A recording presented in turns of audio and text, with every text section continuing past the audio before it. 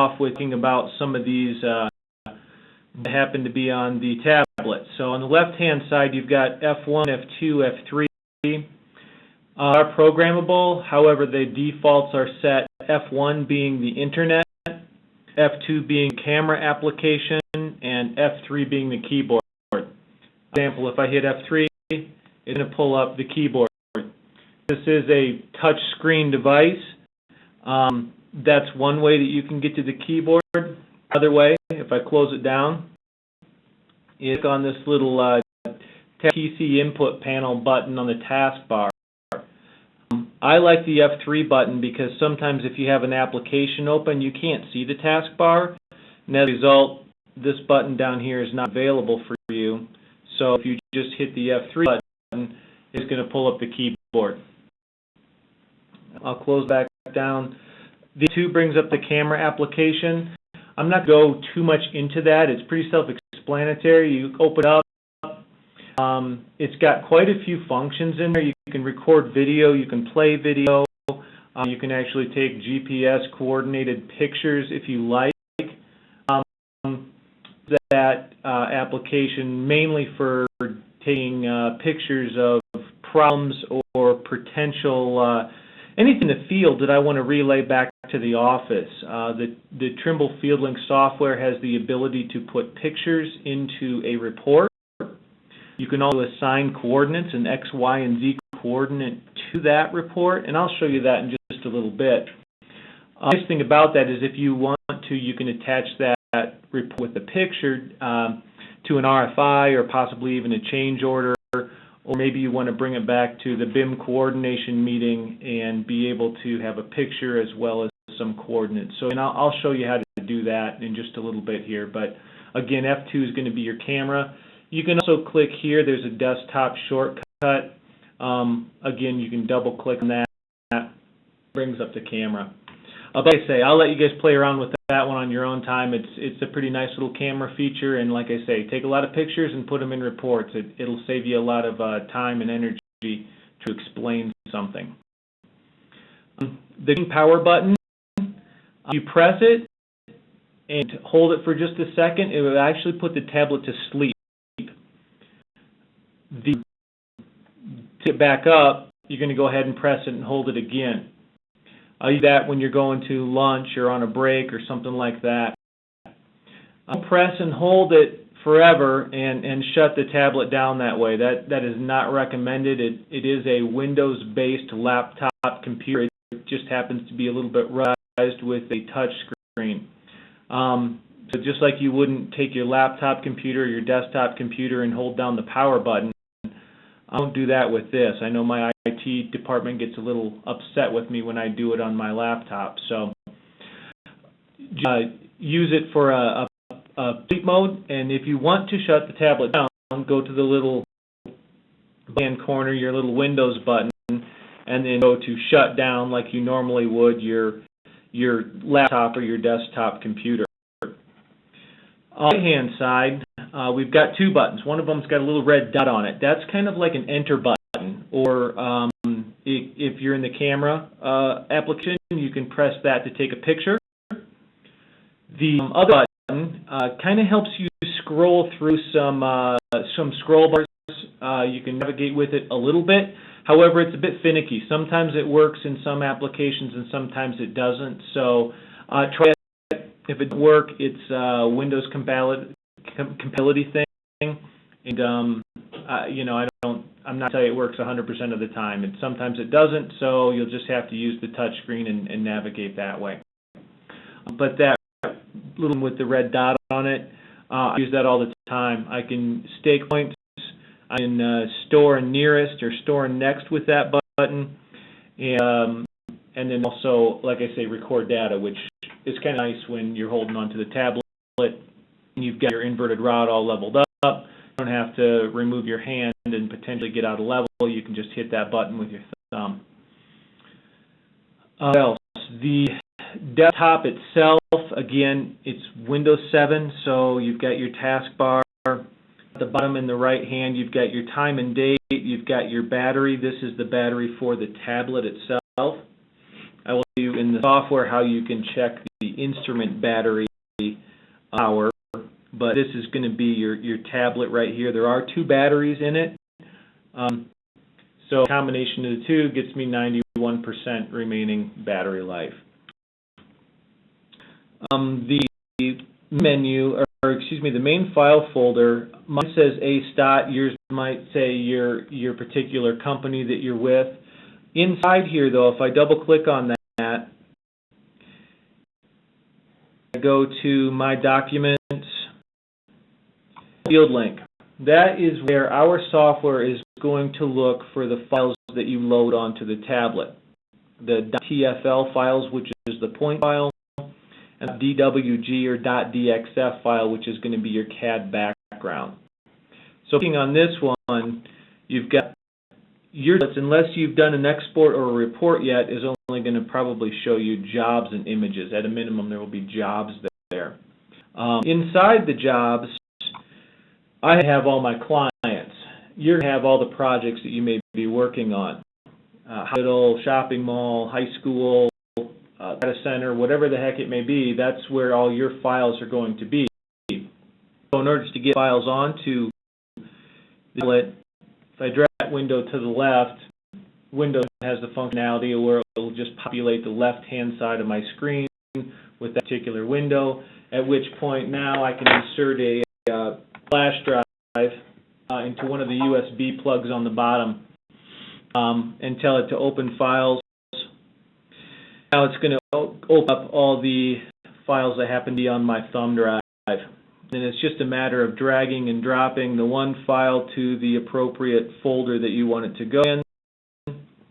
Copy over, and now you've just transferred your files from whatever device it happens to be, whether it's a thumb drive or maybe it's a internet site as well. Wi-Fi access on the site.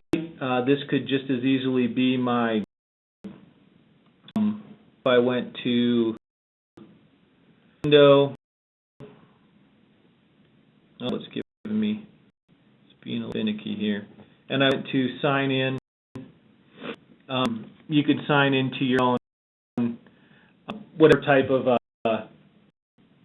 email you wanted to, and then you could send the files as an attachment.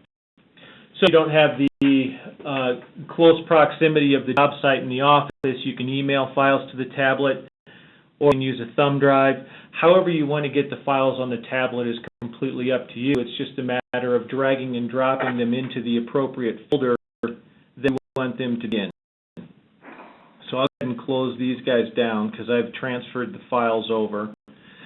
And again, the thumb drive, you have 2 thumb or USB plugs on the bottom. One of them is going to house your radio. The other one is going to be left open for, again, using the thumb drive. And also, if you have a lot of data or typing to do on the tab, you can plug in a mouse, a USB mouse, and also a USB keyboard. Remember, when you're done, to plug that radio back in before you connect up to the robot. Otherwise, it's not going to connect.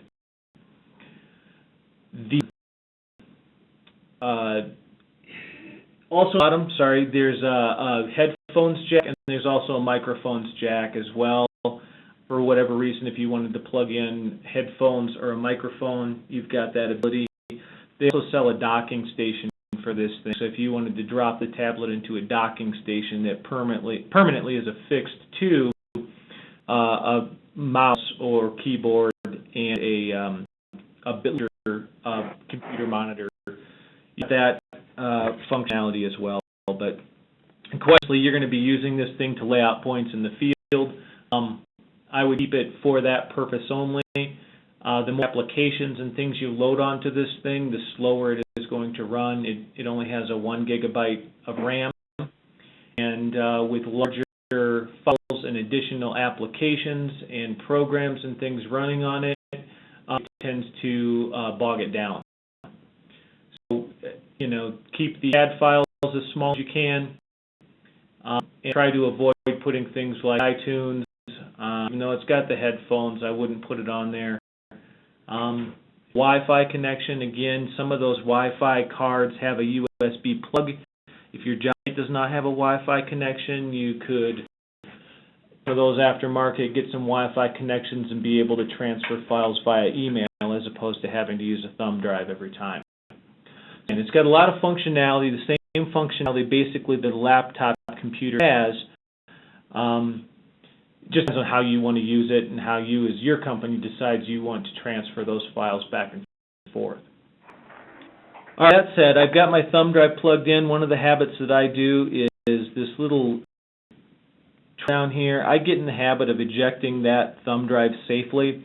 The reason being is, and Windows 7 is a lot better with this as far as remembering it if you unplug it and plug it back in without doing this, but Windows XP was a little finicky in the sense that sometimes you would go ahead and pull the thumb drive out and then you'd stick it back in and it wouldn't recognize it. Well, just get in the habit of safely removing it. That way if I happen to grab the wrong file, I don't restart my tablet in case it doesn't recognize the thumb drive the second time I stick it back in. So just kind of some housekeeping type stuff that I've gotten in the habit of. Starting the tablet's the end of the world. It just takes a little bit of extra time that you would be working. So I've talked about the folder. This is a lot of clicks. I got to double click here, and then I've got to click on my documents, and then I've got to double click on Field Link. Rather than go through that every time, I've created a shortcut right down here. So I double click on that. It takes me straight to my jobs, reports, exports, and images. As well, I've got my Trimble Field Link for MEP software application here. That's a desktop shortcut. Again, anything on a desktop, it'll be a two-click. I actually drug that down to my taskbar. So it's just anything on the taskbar is going to be a one-click. The second shortcut here looks very similar to the first one as far as the picture goes, but this one is the Trimble Field Link job file converter that you're going to use if you have an existing MEP or CNX, and I'll actually double-click on it and open it up for you. If you have an existing CNX or MEP file, and I want to convert that to a .tfl file or Trimble Field Link file. It won't be the MEP or the CNX. You have to convert it. This converter, though, is something that you can put on your CAD computer.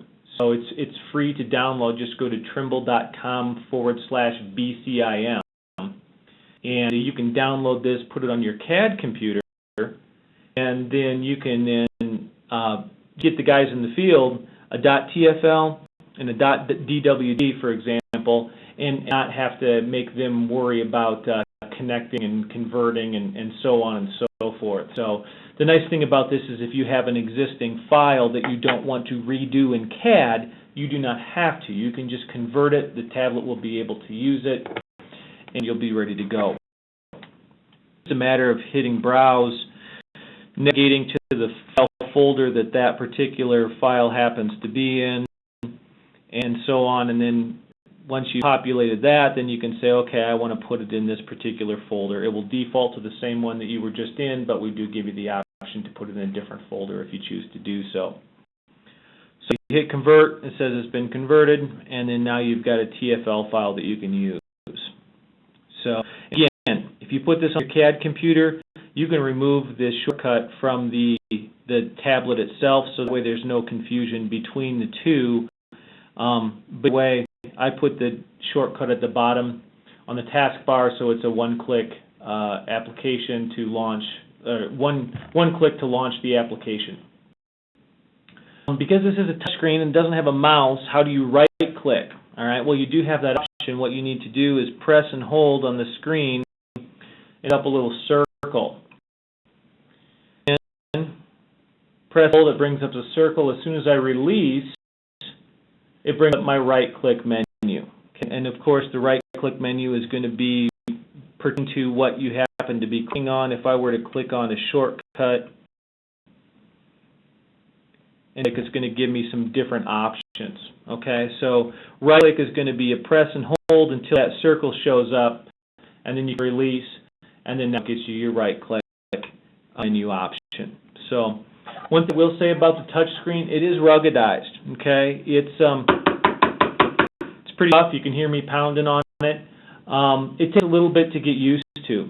So be firm with it. Don't do what I just did by completely completely pulverizing it with the stylus, but be firm with it, and you'll get the hang of it real quickly. The more you use it, the quicker. It just takes a little bit of getting used to, because it's a little bit not as sensitive as maybe some of the touch screens on some of the cell phones, so because it is ruggedized.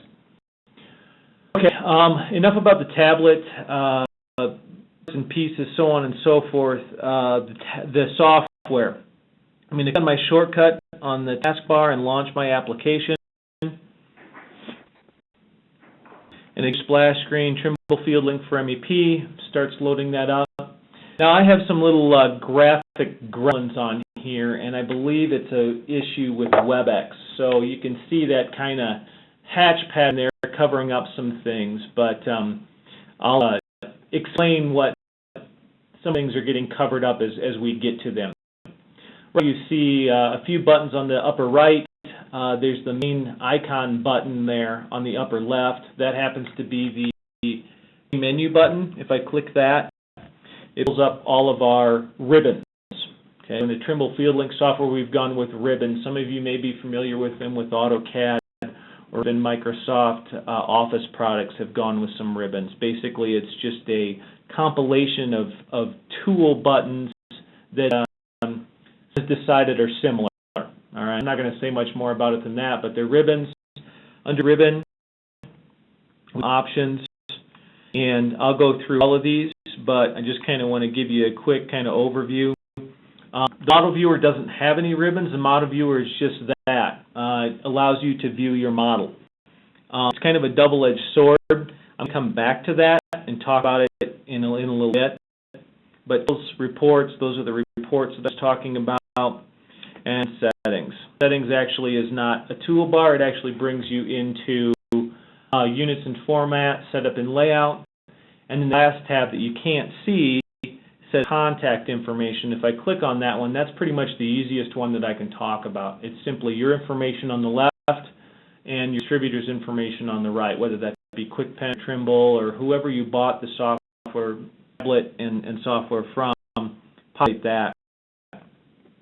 The number's on there right now, the phone number. The 720 number, that is my cell phone. By all means, write that down. Give me a call if you like. A lot of training. I'm trained about 3 weeks out of the month, so a lot of times I'm unable to answer my phone between 8 and 4. However, I do return messages as quickly as I can. Email as well.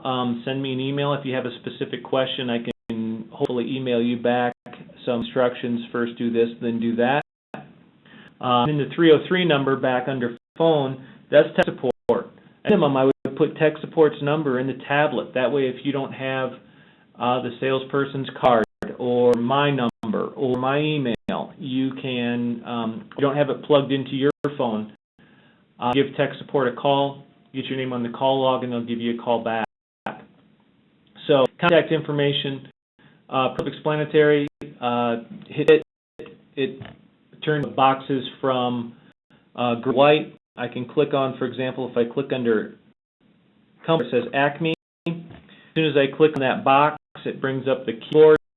This is the Trimble Field Link keyboard. And you can change the name of your company if you choose to do so. Tell it OK. Once you've populated all your boxes with the appropriate information, go ahead and hit lock, and you're done. Okay, it remembers the information. You don't have to do this. As far as the operator under the owner, if you've got a couple different guys running this machine, you may want to leave that blank. If you don't, they're going to have to change it every time that a different person is working on it. Not the end of the world, just something to keep in mind. You want to change that out. Unit format. Particular button is how you want to view the CAD data. It will basically round things up. For example, right now we've got feet and inches set to a 1/16 of an inch. If you want to put it to meters, you can. Even if the CAD drawing was designed in inches and you want to see what it is in meters, you can switch it over. It just changes the data. It doesn't modify it. It just allows you to see it differently. To put it on feet and inches down to a 1/16 of an inch. But it's up to you what you want to put it on. The unit, degrees, minutes, and seconds, and gons. The gons over in Europe, we're not there, so I'm leaving it on degrees, minutes, and seconds. X, Y, Z, that's going to be how it comes out of CAD, northing, easting, and zenith. Be careful with the northing, easting, and zenith. Numbers don't directly translate over to X, Y, and Z. And what I mean by that is if there's a surveyor on the job site who says, I've got a control point over here and I can get you the northing and easting on it. Well, just plug that into the tablet, you get some undesired results. So tell him, well, I'm using CAD and we use X, Y, Z. If you can convert for me, that would be great. If not, thanks, but no thanks. It can really goof you up. But X, Y, and Z, that's where I'm going to leave it because that's where my data is coming out of CAD. And it's to have apples compared to apples and oranges compared to oranges. So it helps you troubleshoot later on down the road if you run into a predicament. Temperature, Fahrenheit or Celsius, pressure. All I'm going to say about this is the robot has a built-in barometer. It measures the atmospheric pressure. If you do anything with this, it's just something the robot does. We do have the option to punch in the temperature, which I believe you had that option as well on the Nomad. So I'm not really going to go into that one. You can set it, 8 I believe is mercury, millimeters of mercury, inches of mercury. Again, it doesn't really matter how you set it because you can't really do anything with it. And the language, English, Dutch, or German. Unless you speak Dutch or German and know the words for exit, German or Dutch, I'd leave it on English. And all I'm going to say about that one. So, last button, setup and layout. This is where your tolerances are. Okay, so this is how accurate you lay that point out that was designed in CAD. Example, I'll go anywhere from an inch all the way down to a 1/16 of an inch. I'm laying out some work in a trench and I just need to be close. I'm going to set my tolerances to an inch.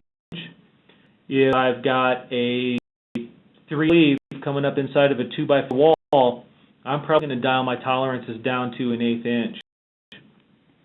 And keep in mind, this is fraction. So if I'm a 1/16 of an inch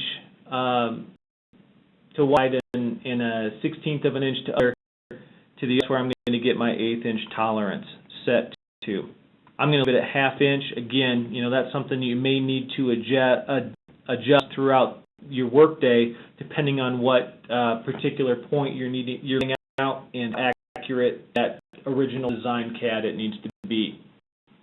Tolerance, pretty much the same thing, the same options, although with vertical tolerance you have the option right here. Ignore, if larger than, and then you can set that particular height. Laying out points on a level, and it doesn't really matter if the floor is uneven. You just want to lay these points out based on their X, Y. The pan deck or whatever it happens to be, or the plywood has some deflection, and you just want to get the points out and you're not too worried about the Z or the elevation.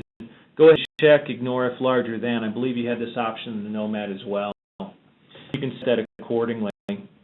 That is only pertaining to the vertical tolerance, not the horizontal. Horizontal is always going to be on and set per what you want to work at. Last 2 buttons, open benchmark, telescope. These are just kind of convenience buttons. I like to use benchmarking. Depending on what I'm doing, sometimes I use it, sometimes I don't, but I like to have this button checked. It's just a good habit to get into. And then level telescope after visual layout. What we'll do is, let's say you're laying out some points with the laser on the ceiling, and you're done and you want to go back to the prism. It will simply just level that telescope out so it's not pointing up at the ceiling anymore, so you don't have to then, when you use your joystick, move down to level. It will automatically do that for you. Set up to the robot, and I've got these to at least the open benchmark after instruments. Basically, after I shoot in my control points and I say accept, it's going to take me to the benchmark option, and I'll show that to you when we get to that point.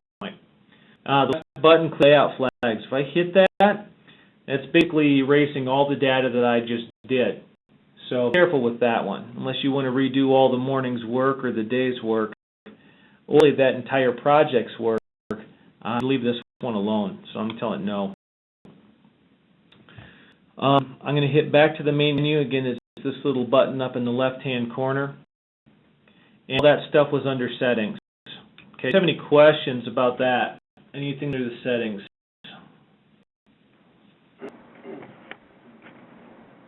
No? Okay. Next one I'm going to talk about, in the right-hand corner, we've got 4 buttons. The X, about the software program. Okay, I don't want to exit it, so I'm going to tell it no. At least gives you a warning. A little minus or underscore basically minimizes it. If I need to get back to my desktop for whatever reason, I can hit that button.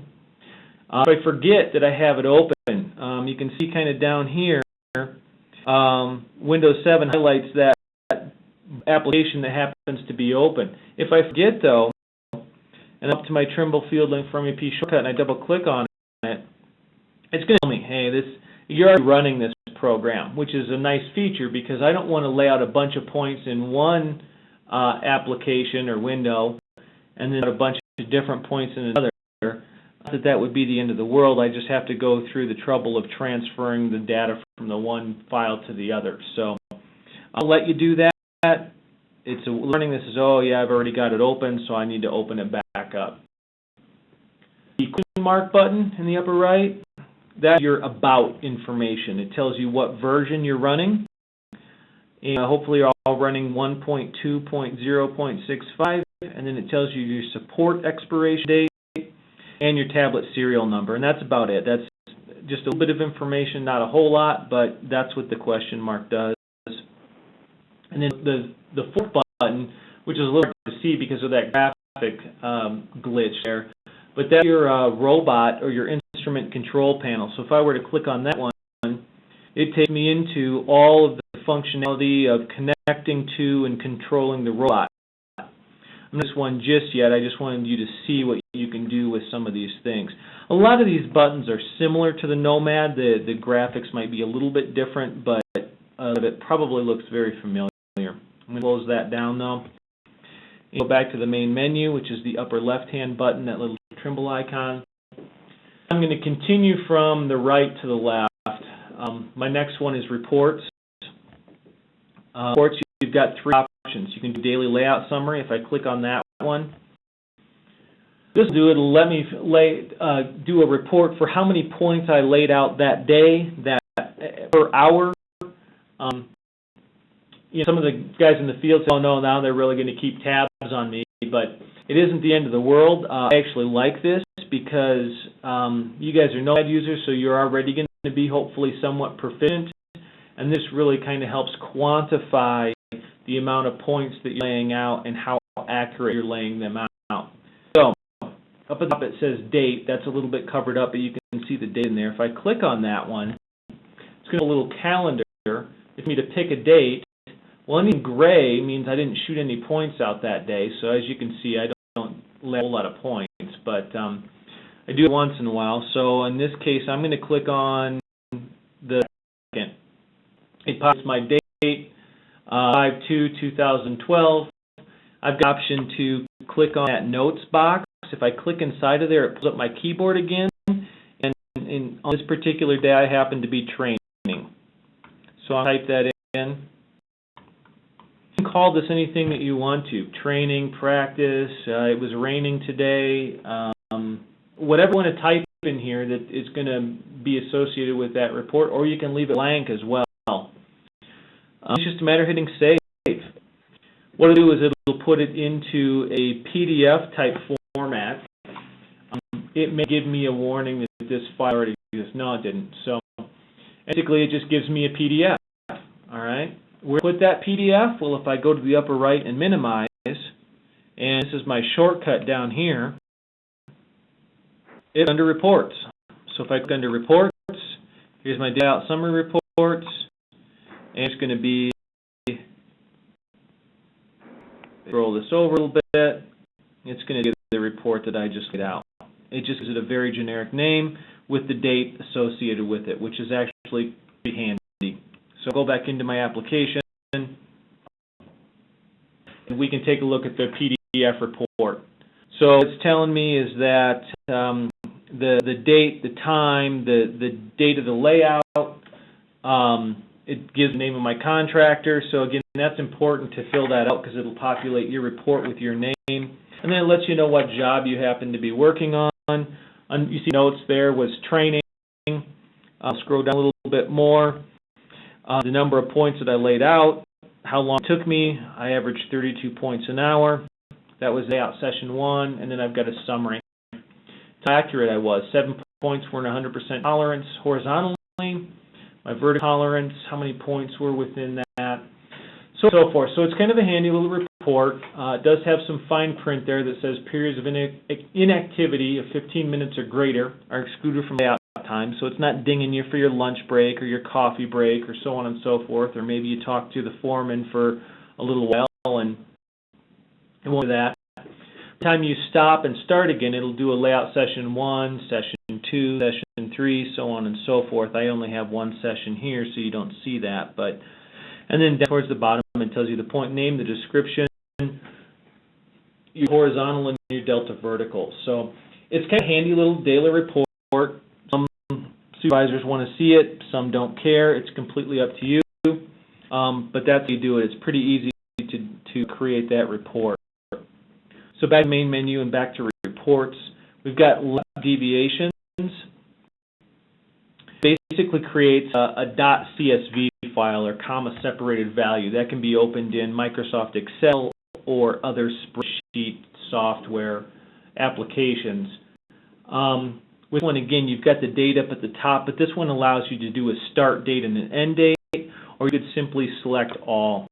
So if I select all, it just says, okay, you started this project or this particular file on 4/3 and you ended it on 4/9. As far as under the include, you've got some check mark boxes. I just leave all of those checked. If someone wants this report, I'd rather give them too much information than not enough. So I'm going to leave all of those checked and then just hit save. Mine already exists because I've already created this one. I'm just going to override it. It is. So it pulls up this comma separated values or like an Excel spreadsheet, and it tells you the name of the point, the description, the layer, the X, the Y, and the Z. So those first 5 or 6 columns are CAD data. Okay. If I scroll to the right, the last 3 columns are going to be your layout data, where you actually laid that point out. So it's giving you some pretty finite detail as far as what direction that point was when you laid it out, whether you were perfect or whether you were not. See, some of them have got perfect on the X and Y with the 0, 0. I can tell you that those were laid out with the laser. So, again, I don't know what you would want this for, but it's there if you need it. And that was the deviations. The report, the field report, is my favorite.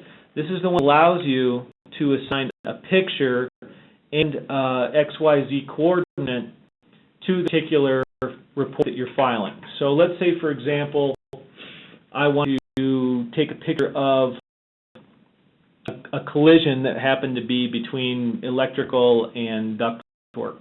So I go onto the job site, I could flip it into my camera application, take a picture of that, and I'd always come back into this report, populate that picture into this report. If it to be set up on the job site with my robot, I could include a position, I could take measurement, it would give me the X, Y, and Z, and then I could hit save, it saves as a PDF. I can go ahead and then forward that on or print that out or whatever I need to do. So to start at the top, you can't see it, but it says name. If I click that box, this is the name of the file. All right. Again, probably name it something that makes sense to you. I call this one dog because I happen to have a picture of my dog in here that I'm going to populate in this report. All right. Text. Our dog's name is Bella. All right. You can call this thing anything you want to, but I call this report Bella. And then it can say picture. Now, if I click in here, it doesn't do anything because there aren't any pictures associated with it just yet.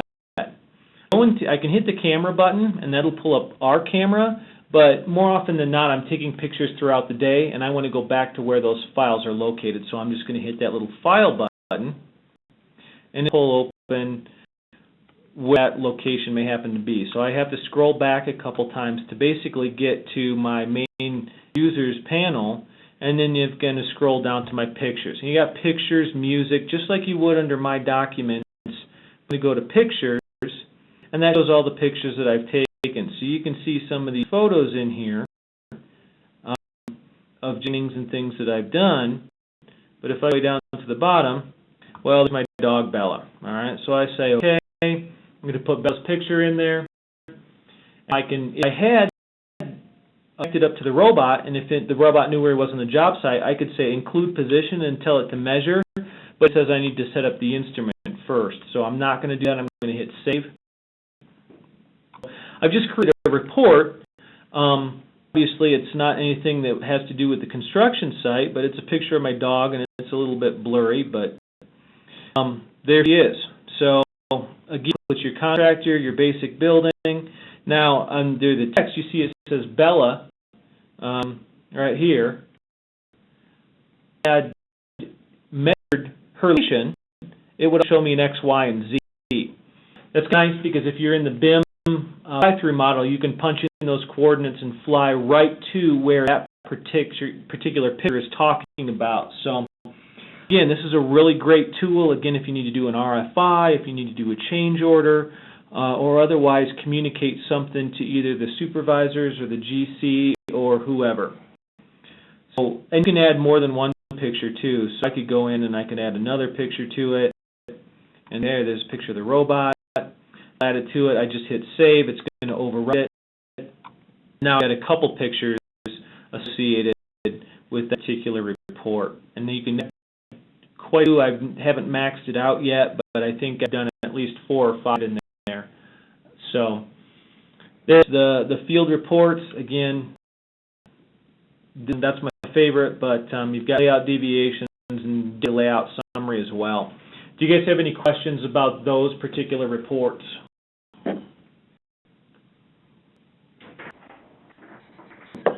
No? Okay. Tools, the next one over. You've compute and unit conversion. Conversion is kind of I mean, you can convert different units, feet and inches, centimeters, meters. You can convert feet to, you can convert feet to centimeters, however you want to do it. It's under the length. All right. So when was this one?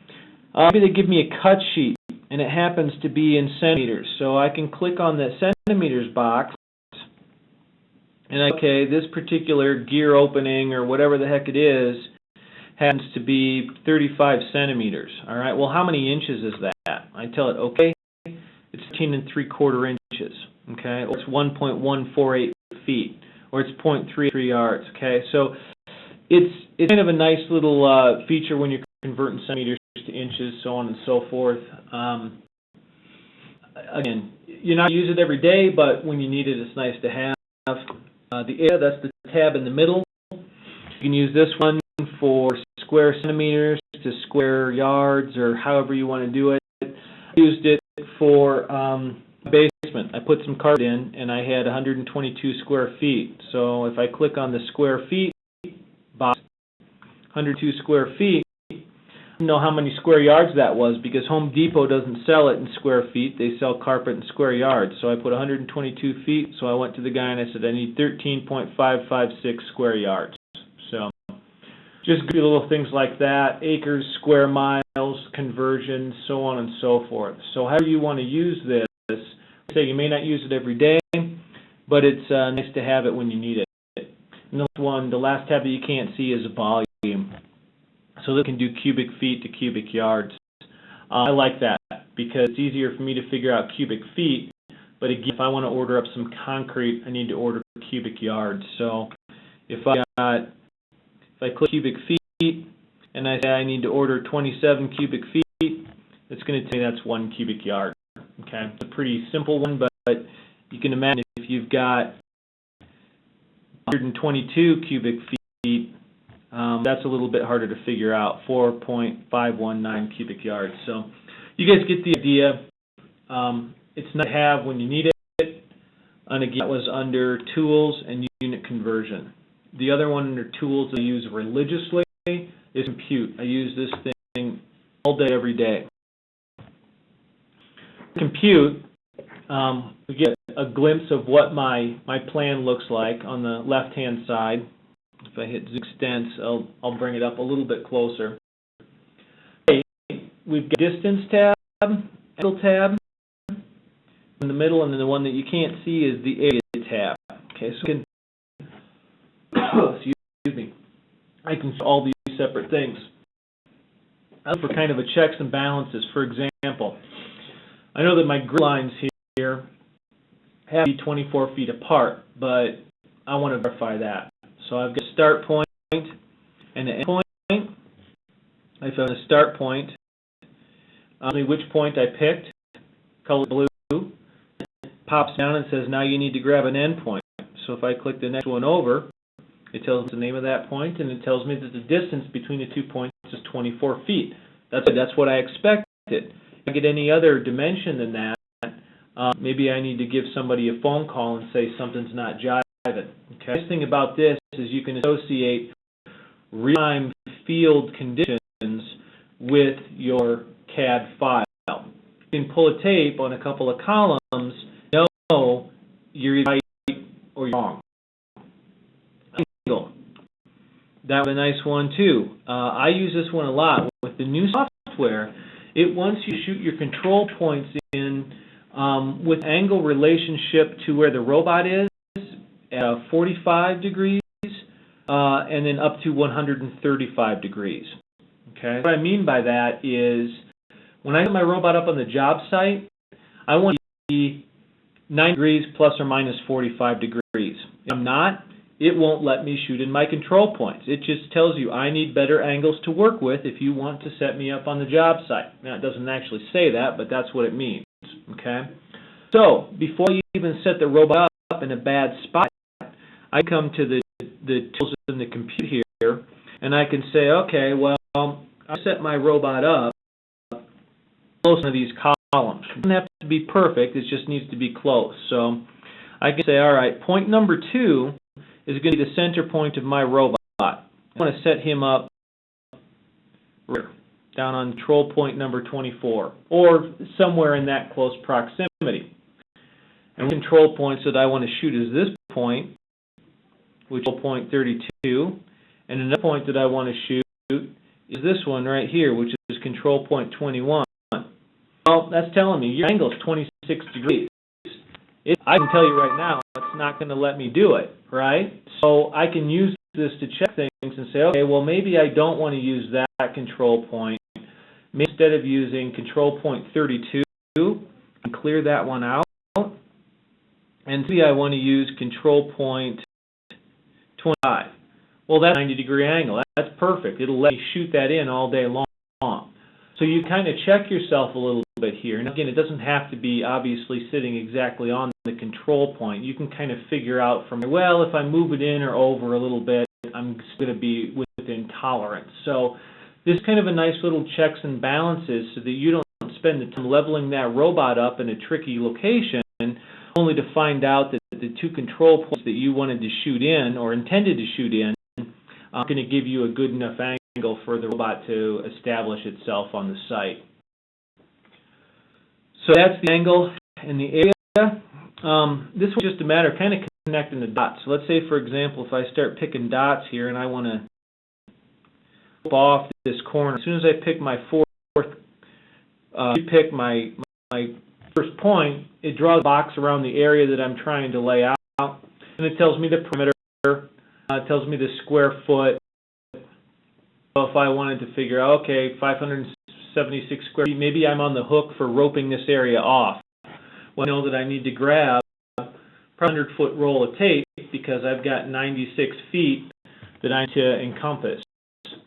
Depth, maybe I'm on the hook for filling it with 4 inches of gravel or something. So I can click on that depth window and 4 inches, tell it okay, and now it tells me, well, okay, you need to put 7.11 yards of gravel.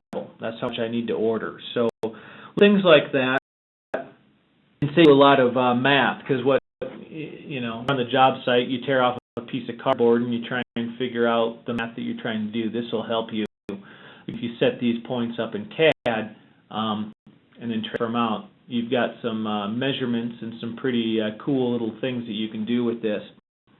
Reset, I can also undo. Maybe if I pick this one and to pick that one, I can say undo, and then I can go back this way. So it's got pretty decent functionality. Play around with it. It's a pretty cool little feature. Again, something you're maybe not going to use every single day, but nice to have when you need it. And again, stuff was under Tools, Compute and Unit Conversion. Do you guys have any questions about that particular ribbon? Nope. Oh, okay. Good deal. Now here's that model viewer that I kind of alluded to earlier. So if I click on the model viewer,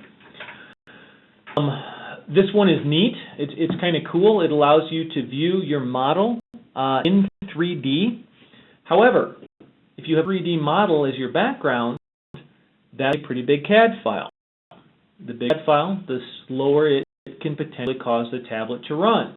So this one's kind of a double-edged sword. I have a very simplistic drawing in here. First, talk about some of these buttons on the right. Some of them may look very familiar. You've got at the top Zoom Extents. You've got a Zoom Window. I can draw a box around an area and zoom into it. I can then further zoom in by hitting the plus. I can zoom out by hitting the minus. Or I can just simply hit Zoom Extents and get back out to where I need to be. The gear cog window. When you're model viewer, if I click on that, this allows you to manage your layers. Okay, simply unselect everything and close out.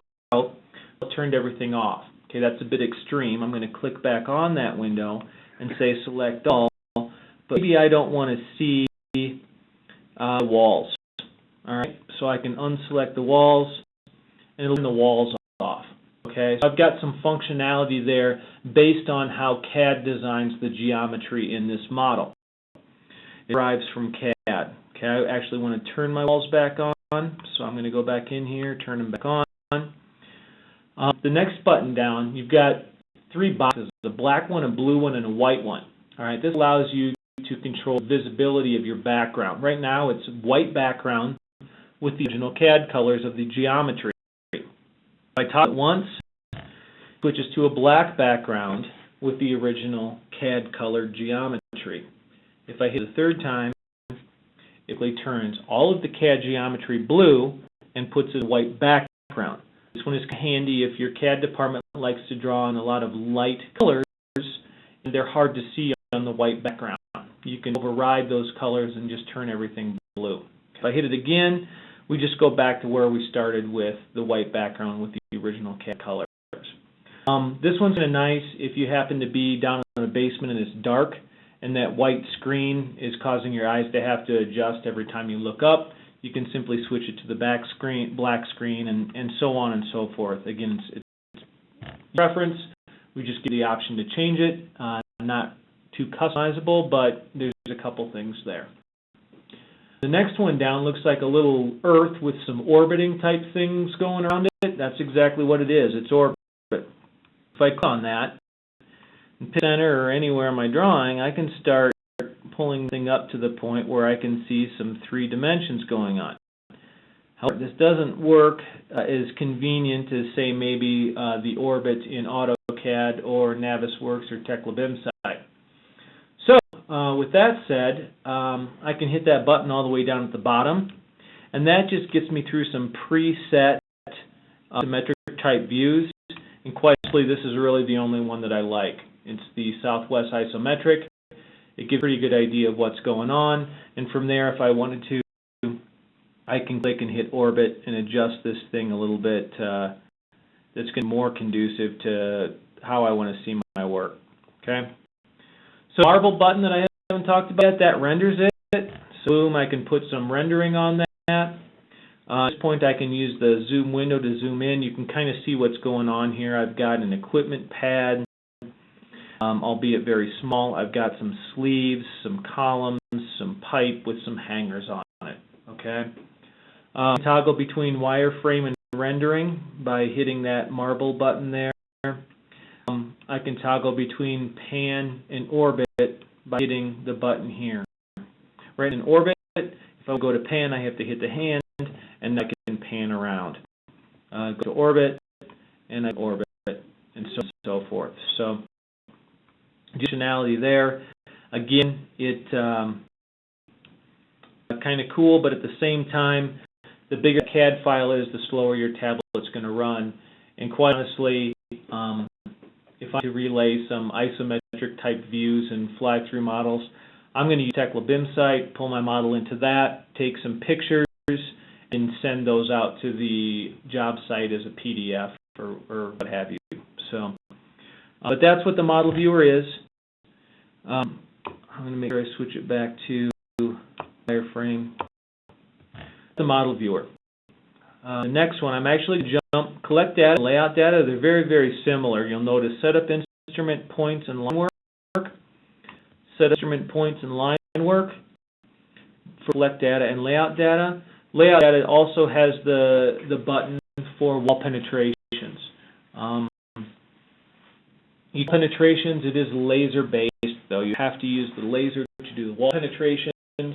That isn't really something I can demonstrate because you really can't see the office, my office, and the laser in here. But I'll let you guys play with that one. I'll open it up. You can see what it looks like. It's not going to let me do it. It basically wants you to enter in 2 points. So if you're doing wall penetrations, you may already be familiar with this, but if you're not, you basically create 2 points, one on either side of the wall. The laser will find the center line of those 2 points.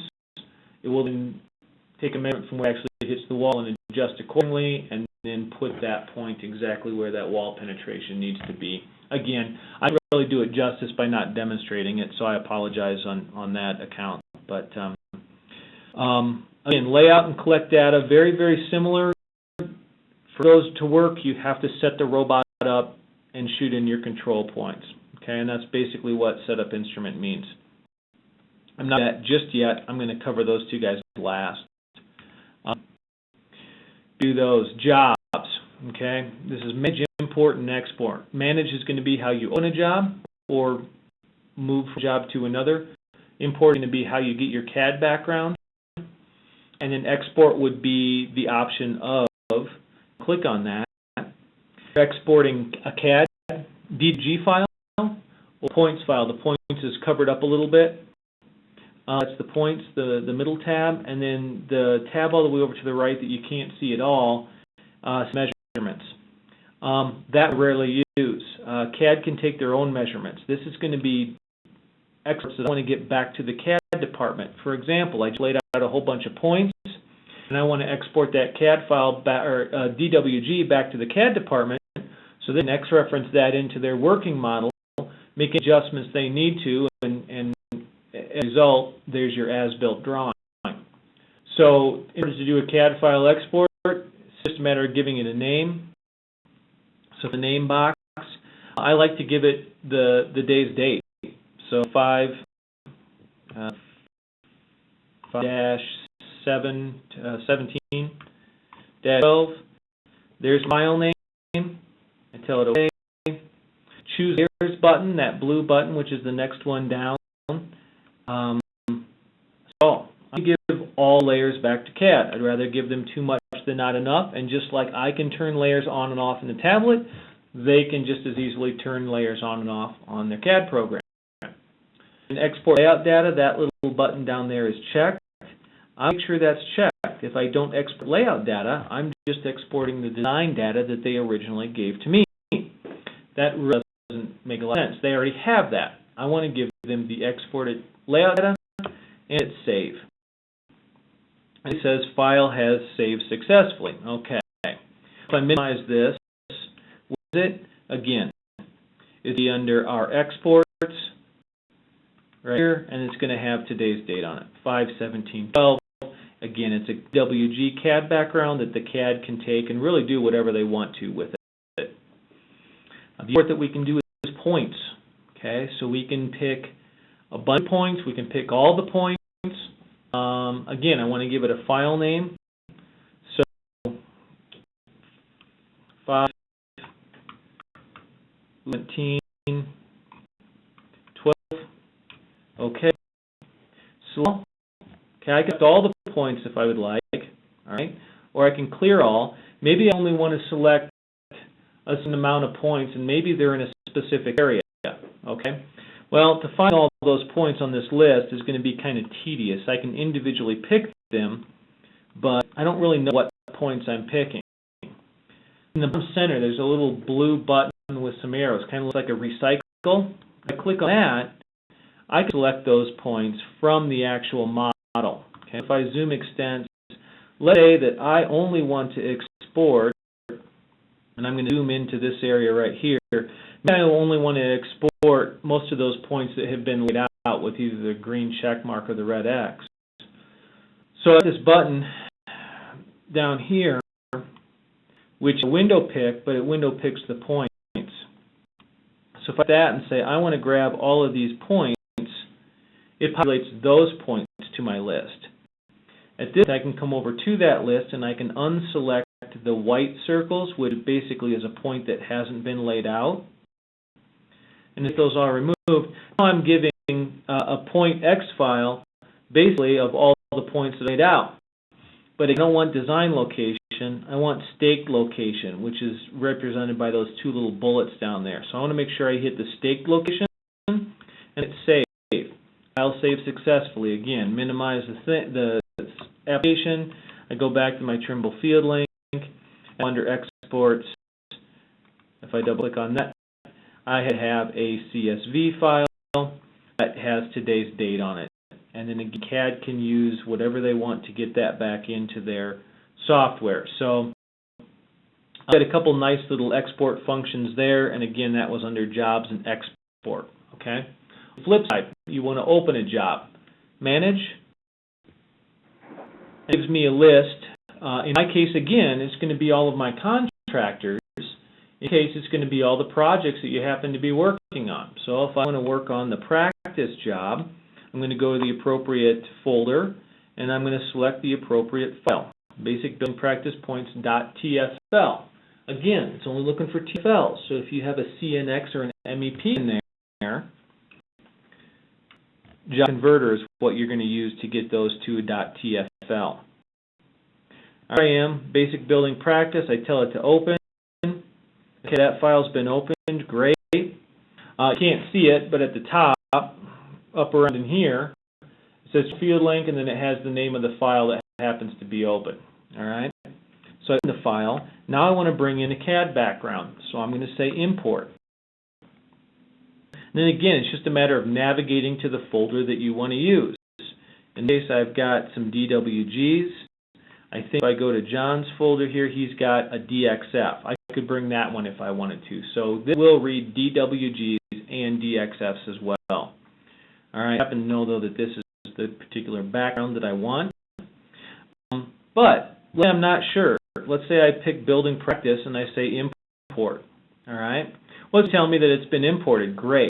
Well, what does it look like? How do I know it's correct? If I go to the main menu button and I go to Tools and I go to Compute, verify some things.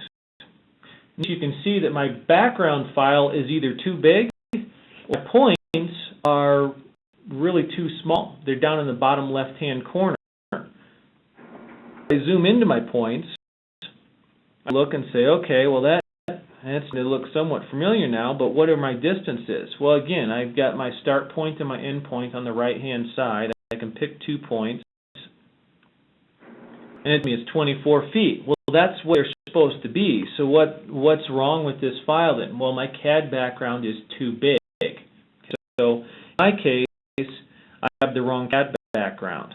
All right, I needed to grab this one instead of this one.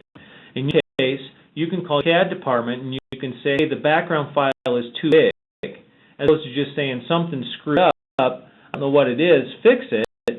Taking that measurement, you know that the points are correct, it's just the CAD file was too big. So you can give them a little bit more information as opposed to, hey, fix it, it's broke. So I say import at this point. I can bring in my correct CAD file. Again, I'm going to go over to Tools and Compute to verify that that is indeed correct. And in this case, it is. It brought in the correct CAD file, background file. Didn't talk about one button in here, and that's the I button. If I click on that, I can do an identification by clicking on a point. Give me the point name, the description if it had one, the layer that it's on, and then the design X, Y, and Z coordinates. I tell it OK. If I want to see what a point looks like that's actually been laid out, if I click on one of these points, this point happens to have a green check mark. All right, the name of the point, the description, the layer, the design location, and the as staked location. Once you stake a point, it populates the as staked location. Okay, this one has a green check mark, which means I was within my tolerances that I set. In this case, if I click on a red one, well, it's out of tolerance. Okay, so that's what that one looks like. Again, whether it's staked, not staked, it's going to be that data. Let me see one more. Let me click on one of these buttons over here. One happens to have some attributes associated with it. Number 1 is fire caulk. Attribute number 2 is 6-inch pipe. This happens to be a wall penetration. What it's telling me is a 6-inch pipe going through the wall, and it needs to be fire caulked. Okay, so you can get some pretty relevant information out of the CAD model to the guys in the field simply by assigning it to specific points. Also put an attribute number 3 in here. Maybe I need to oversize my core drill or thing by an inch. I could put that in as an attribute as well. So, you know, kind of nice being able to assign some of that information. It cuts down on potential communication errors or just a flat-out lack of communication that results in some things getting put in incorrectly in the field. That's much what that looks like. The ID button is a on-off toggle. You can see it turns, if it's on, it's highlighted in white. If it's off, it's just solid blue. Gear cog, I'm going to go back up to that one for a second. In the viewer, we only had the option to view the CAD layers. Okay. Well, when you're in the plan view, you've got the option not only for the plan layers, but also how you want to display your points. I believe you have the same options in the Nomad as well. Okay, so I can turn my layout flags off if I wanted to. However, now I don't know what points have and have not been staked. I like leaving that one on. Okay, point descriptions. Well, maybe I don't use point descriptions and I only use elevations or layers. All right, so I can say, all right, let's turn the point descriptions off, and I know that I'm going to be laying out a bunch of points, but they're all going to be on the floor, so I don't need to see what the elevations are. Doing that and closing this out, I clean up my drawing quite a bit. Now it's just showing the numbers. On the side, maybe the numbers don't mean anything to me, but the point descriptions do. So I'll turn numbers off and turn the point descriptions on. Now I know, oh, that's a sleeve, that's a hanger, that's a pad, that's a control point, so on and so forth. So and you've got that similar functionality that you did with the Nomad. And that gear cog wheel, that's how you get to it. All right, my last ones that I have to show you guys are create data and these two. Create data is going to be probably the most involved one, but I'm going to go through it kind of quickly because it's pretty self-explanatory. It's a matter of just getting in there and playing with it. You're not going to break it. Just monkey around with it. So if I create a point pad, or if I offset a point, my first two buttons, one of the things that it's going to ask me is what layer do I want to put that on. Okay, if I haven't already established that layer, I'm going to have to put that point on an incorrect layer and then go back later and transfer it onto the right layer. So I actually start with Layer Manager. So clicking on that, it brings up a list of all the layers that I have in my drawing, as well as telling me with those check marks what type of information happens to be on that layer. First four layers, all I have on there are some points. Okay, but that layer 0, that has points, line work, and CAD associated with it. And some of these A- layers, which are CAD defaults, only have CAD on them, so on and so forth. Okay, it's giving me some information, letting me know what layers have something associated with them. This wall layer doesn't have anything on it, okay? practice has got some points on it. Well, I wanted to delete that layer. If I hit delete, wait a minute, you delete that layer, but there's some points on there, and you need to transfer those points to a separate layer before you can just delete that layer.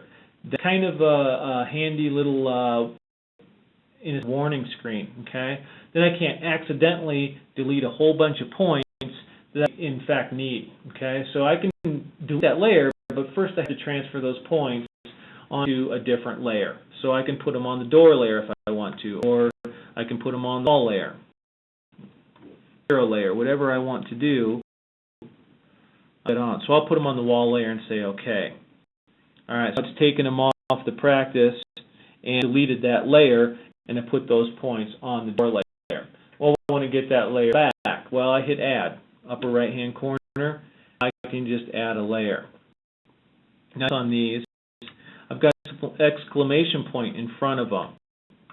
The being is, I don't want to have to search through a long list with this scroll bar and figure out what layer that I want to use. Okay?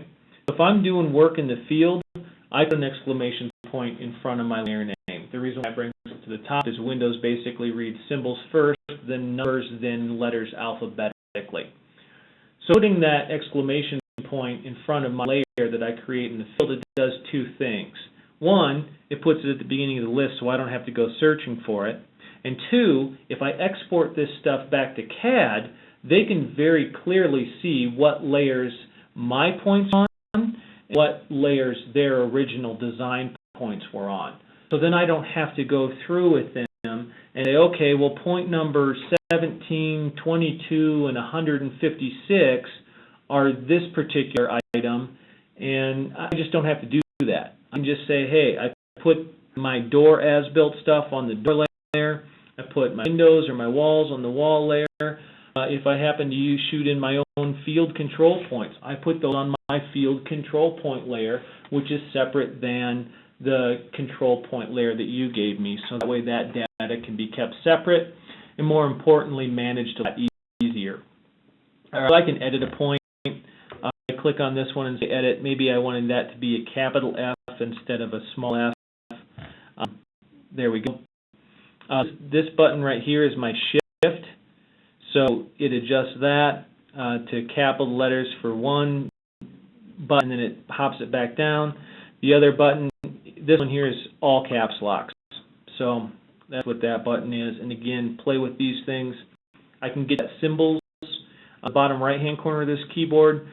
Will kick me over to more of a calculator type keyboard. I can get back to the alpha by clicking the alpha button.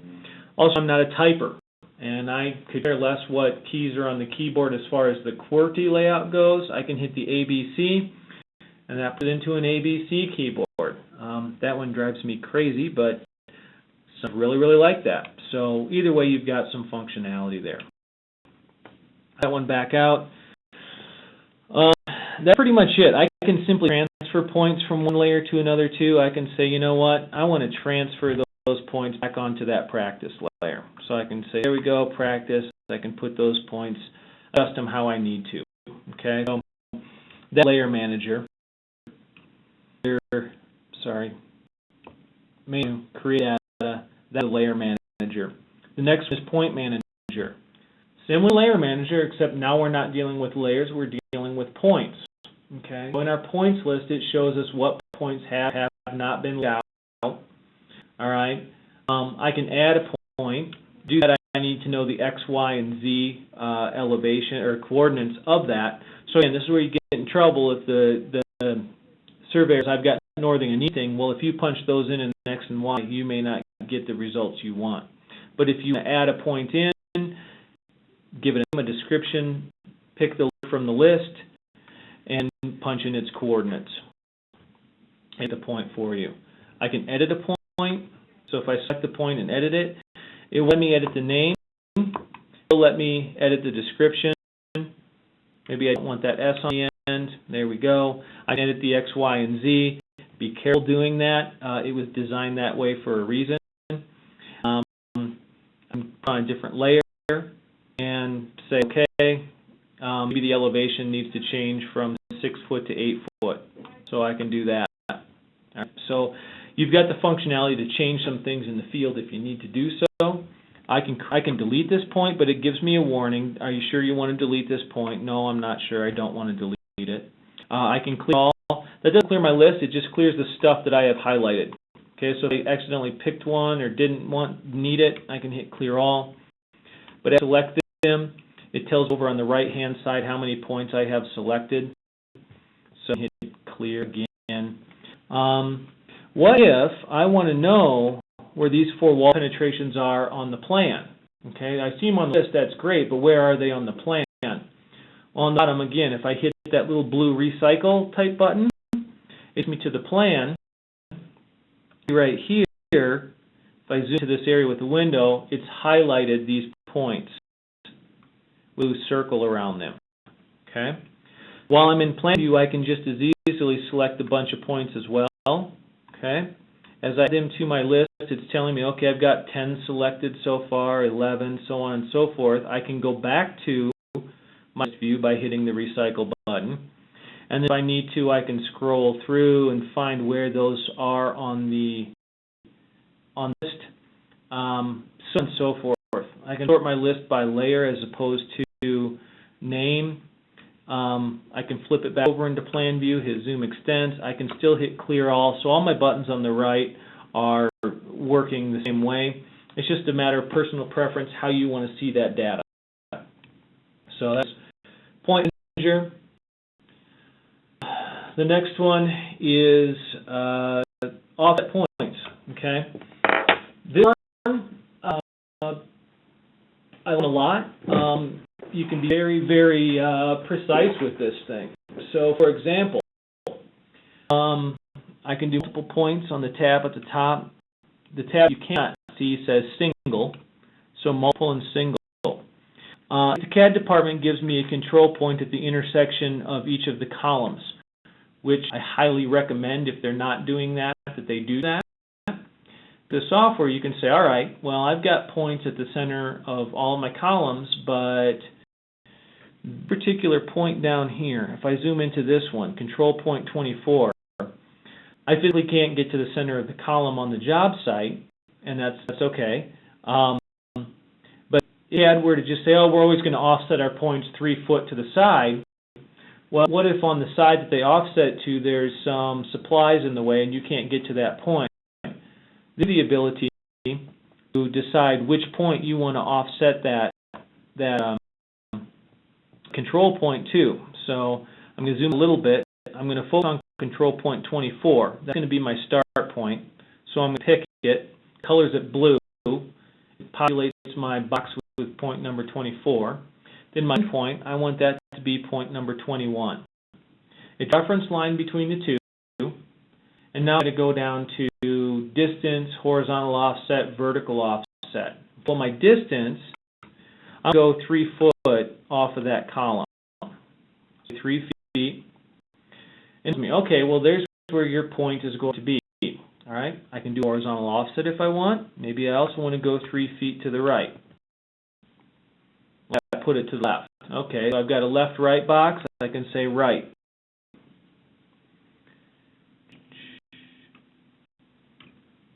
Puts it right. And I can also do a vertical offset. If I want that point to be 1 foot off the ground for whatever reason, I could also do that. Okay, I don't. That's not what I want. I want it to be 0. But I want to offset it 3 foot up and 3 foot to the right. I need to get a name. So I can call this 1 as the next available point in the list. I can also call this FCP1 for Field Control Point 1. I could give it a description, field control point if I wanted to. It's just a matter of making sure I put it on the appropriate layer and tell it to create. All right, so FCP1, elevation is 0 feet. It's created a point. Now, to do multiple points. So I'm in the single tab. If I click over to the multiple tab, very, very similar. Okay, I'm going to start at FC4 and go up to whatever point that is, column 2. Do an interval. Maybe I want a point 2 feet that line. Every 2 feet along that line, I've got a point. Well, maybe I want to offset it horizontally to the left. So I'll say I want to go 4 feet to the left. Okay, that's going to be some anchor supports for a line of pipe. So I need to do a vertical offset. I need to be 10 feet above the floor. Tell it okay. It starts with point number 19. I'm okay with that. I am going to give it a description of hanger. Tell it okay. And the layer that I want to put it on, I'm going to put it on my duct hanger layer. Create. And boom, just created a whole bunch of points. If I zoom in a little bit so you can see those a little bit better, it tells me what point number it is, the description, and 10 feet 5 inches off of the floor. So if something gets left out on CAD side of things, and you know how far off of one column line or another that particular run of pipe or duct or whatever it is happens to be, you can simply create your own points, and in a pinch, keep working. Keep in mind, you do need 2 points to start with in order for it to figure out that reference line. All right, that's the point. That's offset points. You can create some data from CAD. So the click button. Now say, all right. Well, on the upper right-hand corner, again, we've got that little graphic, but it's covering up a button that says endpoint. So we've got endpoint, midpoint, center, node, insertion, and intersection. Okay, this is where the CAD file comes into play. This only recognizes simple CAD geometry. I'm talking about lines, arcs, circles. Okay, it doesn't like blocks and it doesn't like X references. All right, it will recognize them, but often than not, it puts 1 point at the insertion point of that block or that X reference. Okay, that really doesn't do you a lot of good if that block happens to be a square equipment pad. Let's only give you 1 point. So for the background file, down, make it really simple. Simple lines, geometry, keep it simple, and then you'll be able to use it more on the tablet side of things. So for instance, if I pick center, okay, it's going to scan my drawing and figure out where all the possible center points could possibly be.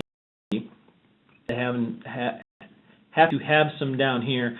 That's supposed to be a grid, but if I pretend that's a sleeve, it recognizes that circle, and as I pick on the screen where that circle is, it says, oh, okay, I recognize that as the center of that circle, and then to give it a name, a description, and then a layer. Now I can leave it from CAD.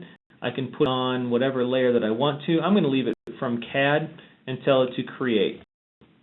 And so I just created 3 points very quickly based off of that CAD geometry. Okay, I can undo circle and do a midpoint if I want to. Actually, I'm not going to do midpoint. I'm going to do endpoint.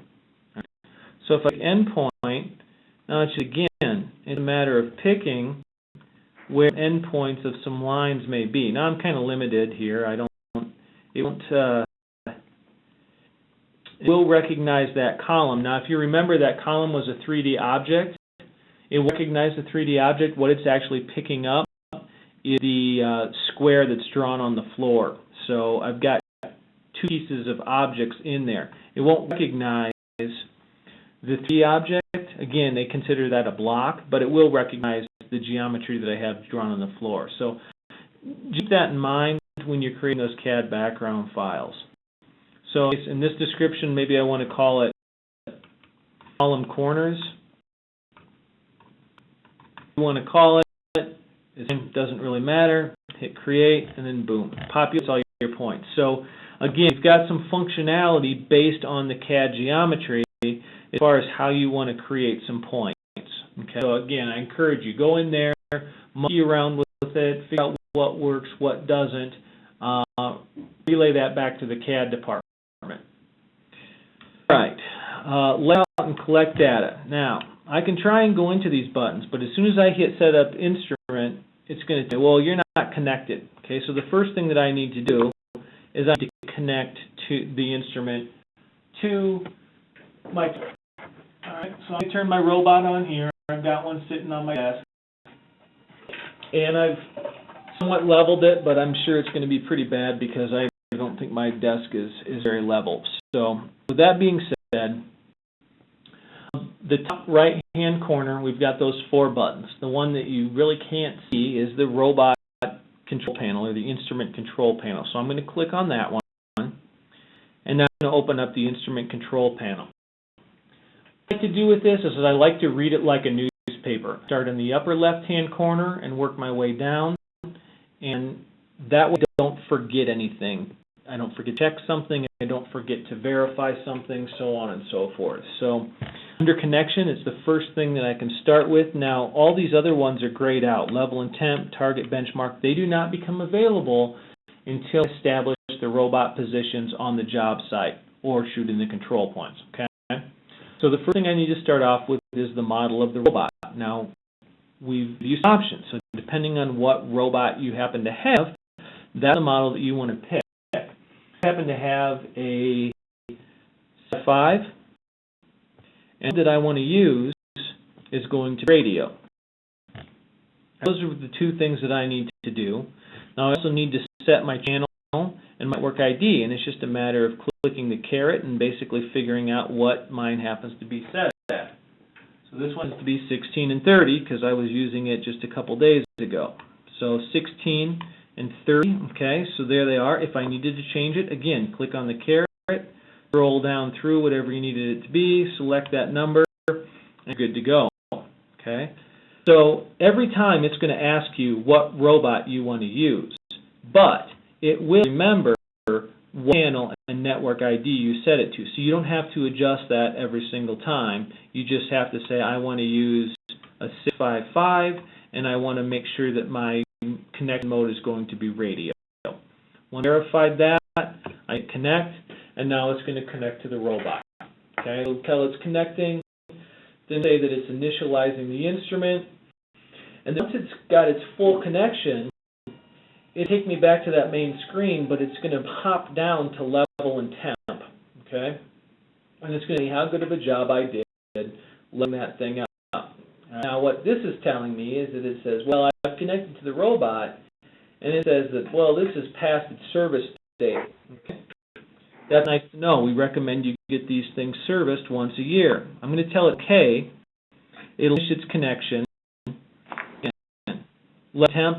I'm within 20 seconds on the sighting and 0 on the trunnion. That's good. I want to be 30 or less on the sighting and trunnion. 30 seconds or less. So you've got degrees, minutes, and seconds. What you're seeing here is minutes and seconds. Again, you want to be 30 less. Okay?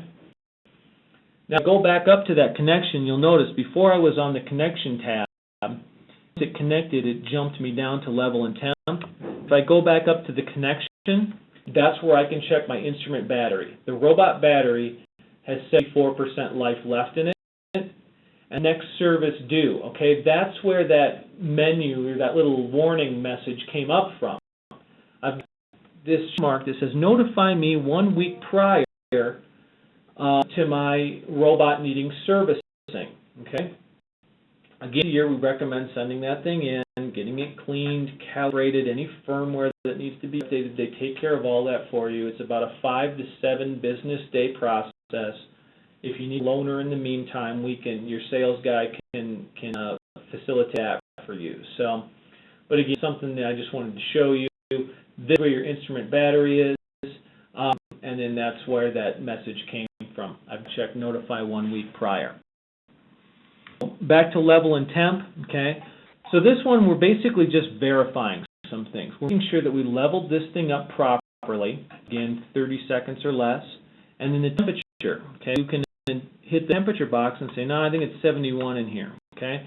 Temperature you want that to be within about 10 degrees of your working temperature. So if it's cold in the morning, set it. As it starts to warm up, set it. Okay? That's something that's going to help that barometer. Remember that pressure that it reads, have it set, but we can't do anything with it. Well, the thing that we really can do with it is tell it the proper temperature outside. It doesn't have to be perfect, just be close. You don't want it to say 80 degrees if it's 30 degrees outside. So just keep that in mind. The nice thing about it is if I close out this window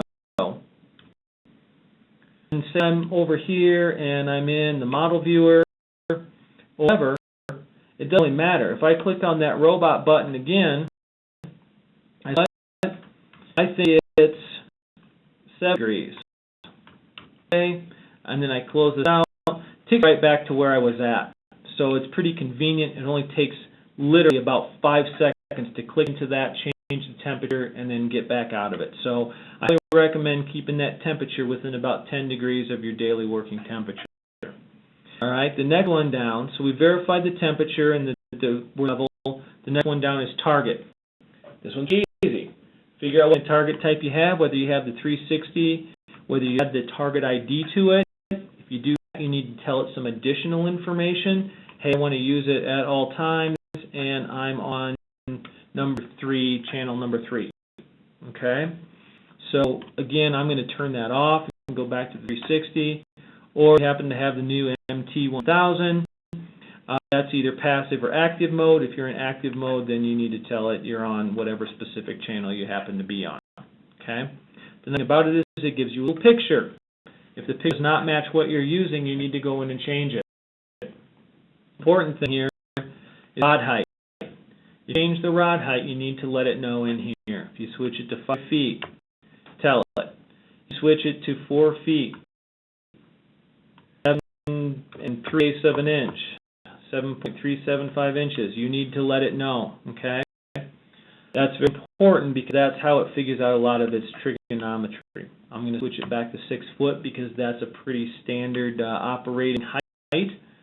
Doesn't matter what it is, just make sure that it matches what your prism pole is set to, okay? So our connection set up, we verified our level and our temperature, we verified our target with our rod height. Now we can hop over to the right side of this control panel and take a look at some of those buttons, okay? What's out the most is you've got that little joystick type operation, okay? The arrows on the inside are going to make that robot spin slow. On the end, they're going to make him spin fast, okay? Up and down works the same way. Target mode, you have 2 options. You're either in prism mode or you're either in laser mode. You'll note that when I switch it to laser mode, it doesn't ask me what type of target type I'm using. It doesn't matter. I'm using the laser, so that's basically why it switches that over.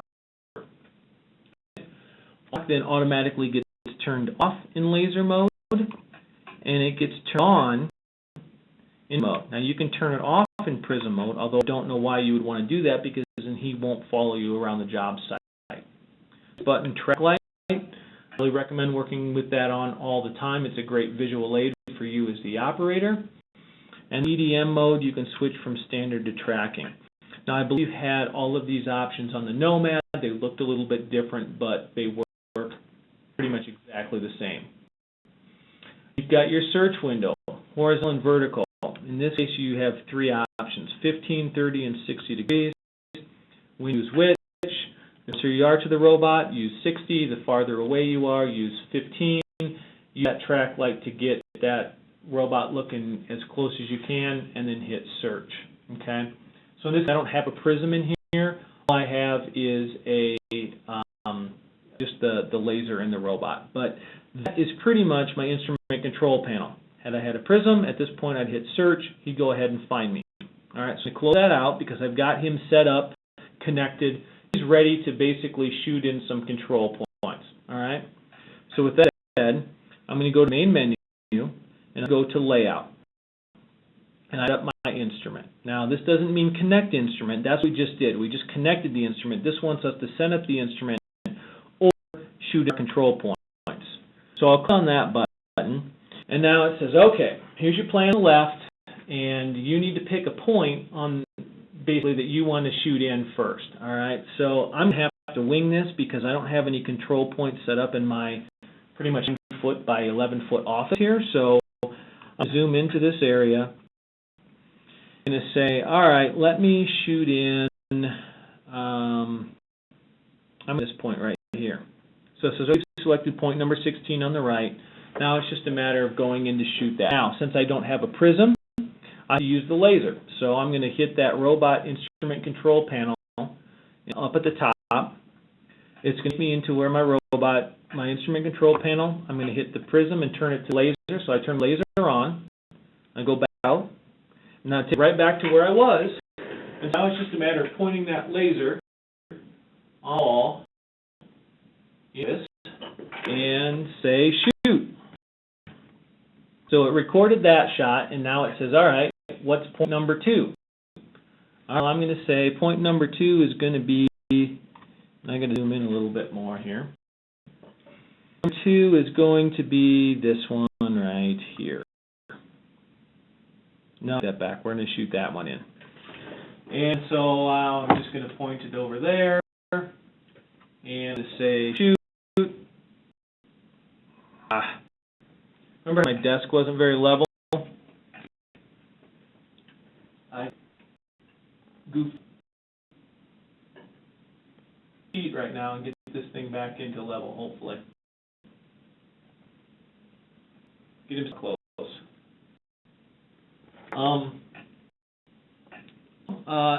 If you're on job site and someone picks up your robot and moves it, that's the same message you're also going to get as well. All right, we're close. This is by no means going to be perfect, but again, I'm just shooting at nonsensical points on my wall anyway, so that good. The nice thing about it is, it takes me back to where I was at.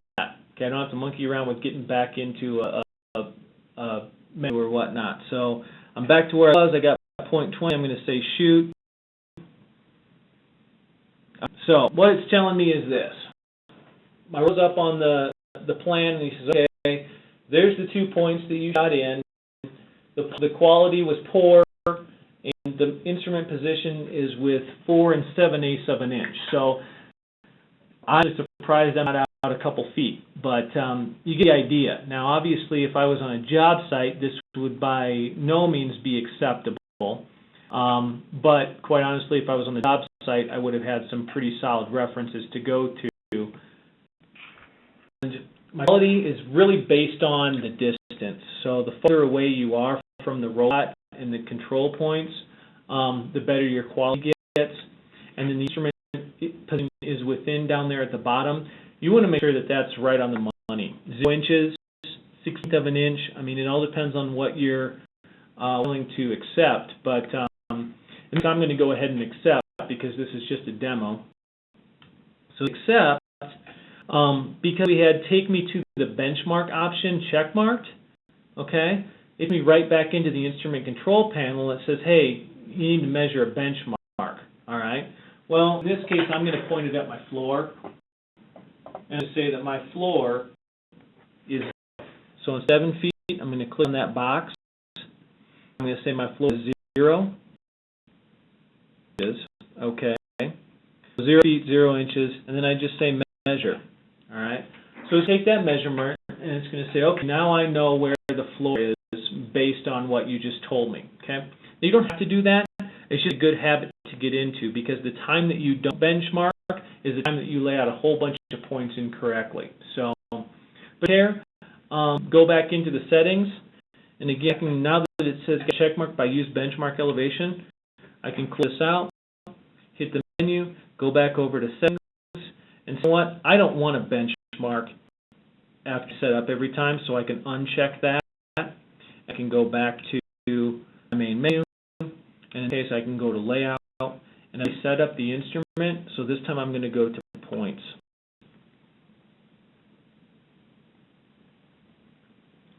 Alright, so again, starting to see a theme here. We got the map on the left, we've got our points list on the right.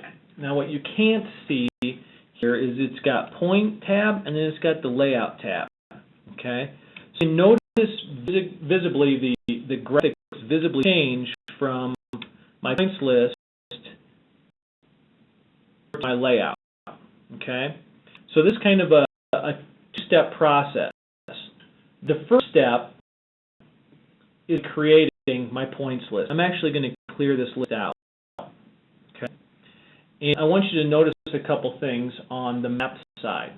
Our robot has established his position on the job site, which is nice, okay, because if I set that up and I look and I see, well, he should be in that area and he's not, maybe I didn't do something right. But So you've got visual aid there, and you see in the kind of the upper left-hand corner, you see a little red bullseye. That's where my laser's pointing. Okay? If I move that laser, it's going to move as well. All right. He moves wherever I point him to. It does the same thing with the prism. Okay? The prism will show up as a red bullseye, and it'll follow you around. Okay? But the point list, I need to create some points. So let's say, for example, that I want to lay out that equipment pad. Well, I can do a couple things. Pick the points individually from the plan, okay? Or I can clear the list. I can use this little window button with the points inside of it, my window pick, to grab them. Okay, whatever I want to do, that's basically how it works. Now these points have obviously been laid out, but I can lay out them again. Let's say, for example, that I want to lay out, I'm going to list, and I want this area here. Okay, but I want to lay out the green points, so I'm going to scroll down and I'm going to take those off of my list. Just by hitting that little blue X, I remove those from my list. So now I've got a list created. Again, you can different ways to skin that cat. Just get that list created. I want to reshoot these in because I got red X's and I want to get green check marks, right? So I created my list. Now I need to go to that tab in the upper right that you can't see, which is layout. Okay? So as soon as I go to that point, I pick a point that I want to start with, and now it gives me directions. Forward 6 feet, right 2 feet, up 4 feet. Okay? Just like your Nomad did. It's going to give you the directions as to which way you need to go. And based on where you're standing, obviously. So let's say that, you know what, I don't want to start with that point. I actually want to start with this point right here. I can pick the plan, and if I want to start with that point, I don't necessarily have to pick it from the list. Okay? So that's pretty much that. Now, if I hit visual layout, that's how I turn the laser taking ability on, and I tell it to aim, and then we'll go ahead and search for that particular spot. And it'll take a measurement, and it probably isn't going to do it because I really butchered setting this thing up. Oh, I got it. It's basically telling me it's 5 feet too low, but there it is. Okay. So you remember that little red button I was talking about on the side of the tablet? If that actually going to work, because it doesn't know if I want to go next or nearest. I'll say store nearest. Observation stored.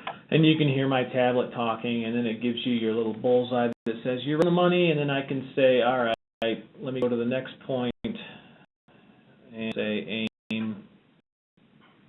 Go to the next point, and so on and so forth. I'm going to hit cancel because I don't need to really bore you through that because you can't see where my laser is pointing to. But the idea, the bull screen shows up when you are within 3 feet of the point. If I point my laser farther 3 feet away, it goes back to the map view.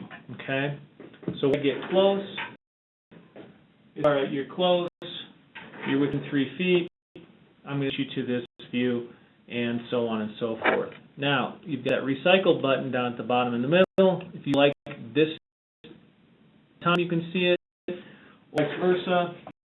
If you're more than 3 feet away and you don't want to see that bullseye, you can click on that. It's still telling you the same directions.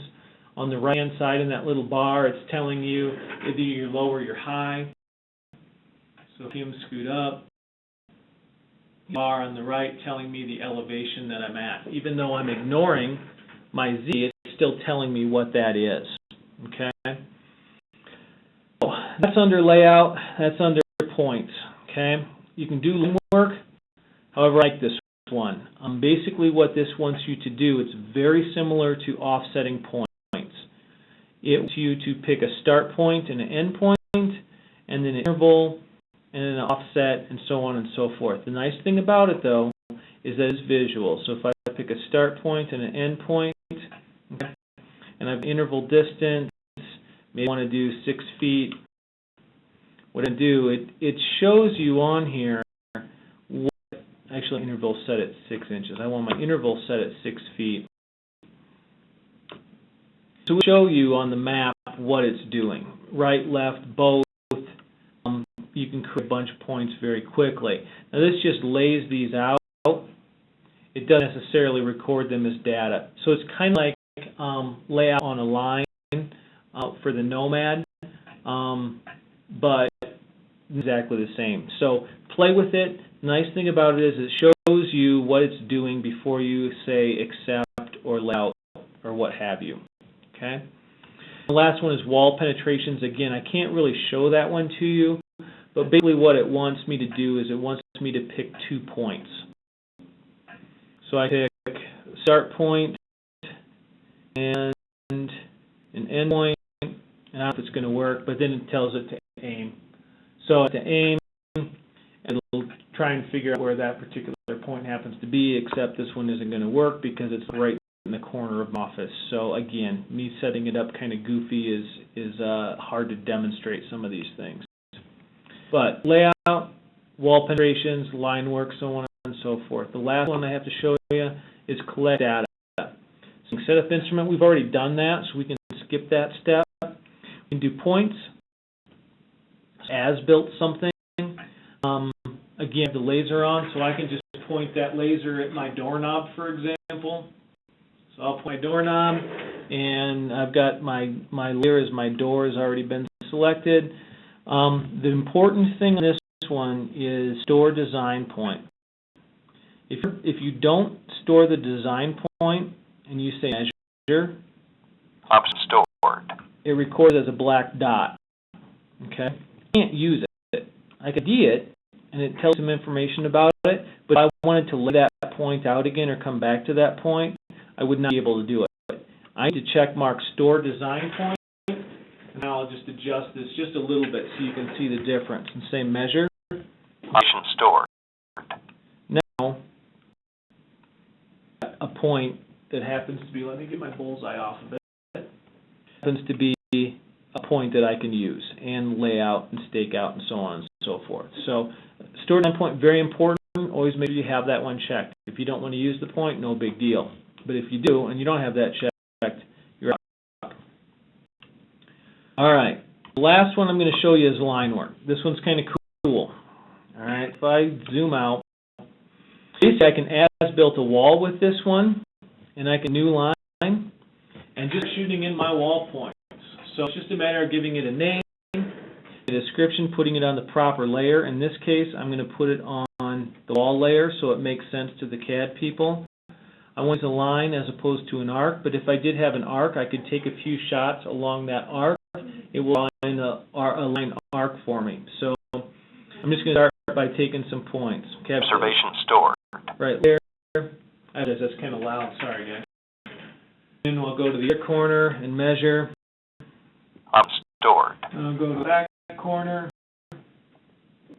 Measure. Stored. My stupid desk. Zoom in a little bit. You can see as I'm taking those points, it's actually connecting them with a line, which is kind of handy for the CAD guys. They don't have to ask me too many questions if I have a room that's not perfectly square. If it's plugging here and there, you can see it a little bit better. You also have the ability to connect to a specific point. So let's say you had to do a couple different setups to record that wall outline. You can connect it to the last point that you used, say go back up, and then continue again. So play with this stuff. The create data. You're not going to break it. If you create a point that you don't want, just come into Point Manager and delete it. Model Viewer, monkey around with it. Tools and Compute. I religiously use that one. But another thing is just play with it, when in the office, shoot some as-built type stuff in, set it up, take it down a couple times before you're out on the job site and pull your hair out because you got to get 100 points out in an hour or whatever. So that's pretty much it. You guys have any questions for me? I know I want to say I blew through them really fast, but I probably could have gone into some more detail. But a lot of that, too, is going to be you guys just getting in there and playing it with yourselves. You can watch me hit buttons all day long, but until you do it, that's most of the time when the real questions come up. So, but with that said, any questions for me? Yeah. Connect this to like a external monitor or projector. The docking station for the tablet, you can do that. To reduce the files to 1/12 the size. That's a great question. It depends. Tablet will scale the drawings down if the file is set to unitless. Okay? So familiar with the CAD side of things, if you in the AutoCAD command line, if you type in units, it's going to tell you what you're using, like feet and inches or metric or so on and so forth. However, there's a separate command called DD units. D is in Delta. So D units needs to be set to unitless. Okay. Save that file as a DG or DXF. Then bring it in, and it will scale that drawing down.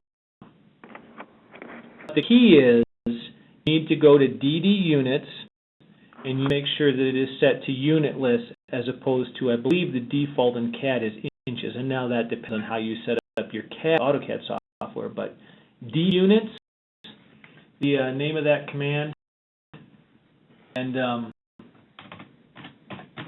I can type it in. But if we decide to do that, you just scale it down by a 12th at 000 again.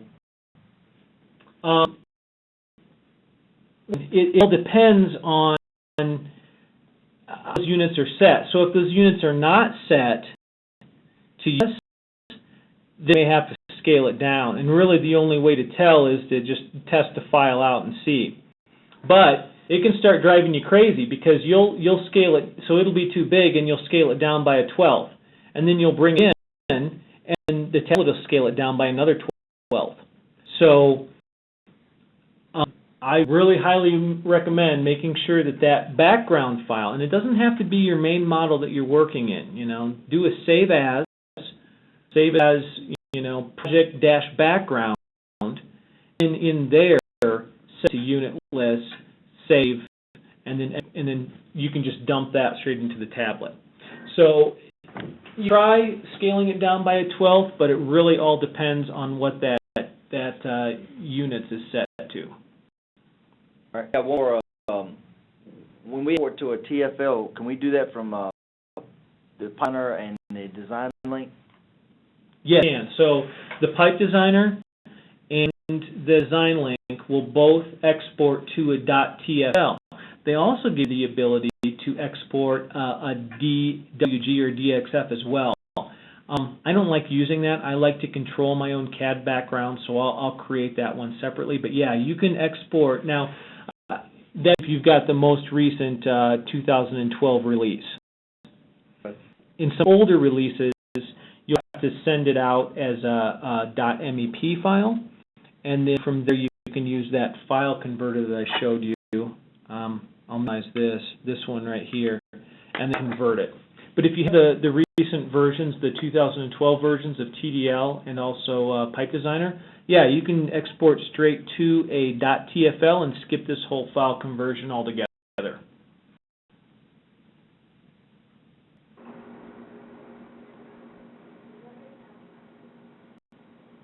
Questions? Eric, what's the largest file size that it will read as far as a DWG? File size it'll read, I mean, it'll read something up to 10 and 12 megabytes, but the speed of the processor comes into play at that point. This is by no means a CAD machine, so it's not going to have the same amount of RAM and whatnot. File size, it really depends on how clean your file is. If it's real simple lines, there's no duplicates, it's going to handle a bigger file size.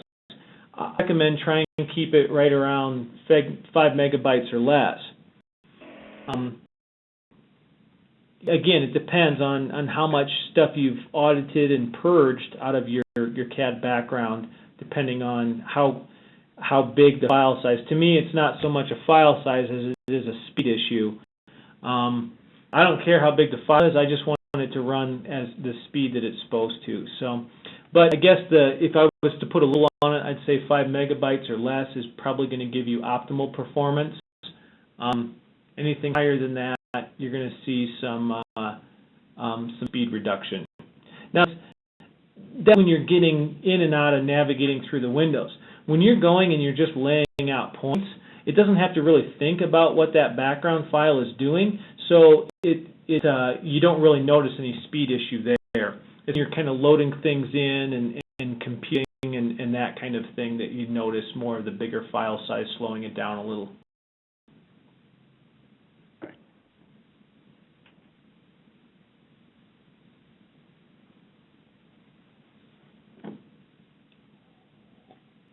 Any questions?